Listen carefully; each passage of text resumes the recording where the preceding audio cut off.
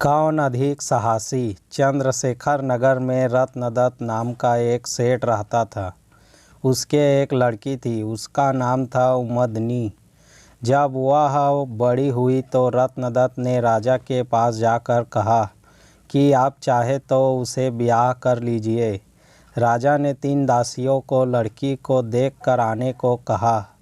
उन्होंने उमदनी को देखा तो उसके रूप पर मुग्ध हो गई, लेकिन उन्होंने यह सोचकर कि राजा उसके वश में हो जाएगा, आकर कह दिया कि वह तो कुलच्छड़ी है। राजा ने सेठ से इनकार कर दिया।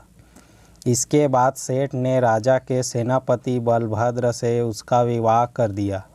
वे दोनों अच्छी तरह से रहने लगे। एक दिन राजा की सवारी उस रास्ते से निकली। उस समय उमदनी अपने कोठे पर खड़ी थी। राजा की उस पर निगाह पड़ी तो वह उस पर मोहित हो गया। उसने पता लगाया, मालूम हुआ कि वह सेठ की लड़की है।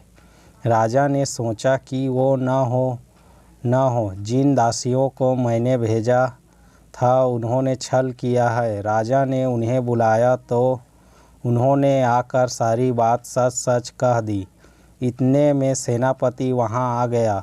उसे राजा की बेचैनी मालूम हुई। उसने कहा, स्वामी, उमदनी को आप ले लीजिए। राजा ने गुस्सा होकर कहा, क्या मैं अधर्मी हूँ जो पराई स्त्री को ले लूँ? राजा को इतना व्याकुलता हुई कि वह कुछ दिन में मर गया। सेनापति ने अपने गुरु को सब हाल सुनाकर पूछा कि अब मैं क्या करूं? गुरु ने कहा, सेवक का धर्म है कि स्वामी के लिए जान दे दे। राजा की चिंता तैयार हुई।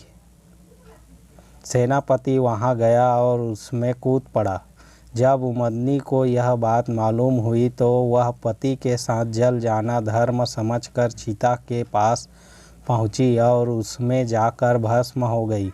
इतना कहकर बेताल ने पूछा, राजा बताओ, सेनापति और राजा में कौन अधिक साहसी था? राजा ने कहा, राजा अधिक साहसी था, क्योंकि उसने राजधर्म पर दृढ़ रहने के लिए उमदनी को उसके पति के कहने पर भी स्वीकार नहीं किया और अपने प्राणों को त्याग दिया। सेनापति कुलीन सेवक का था। अपने स्वामी की भलाई में उसका प्राण देना अचरज की बात नहीं।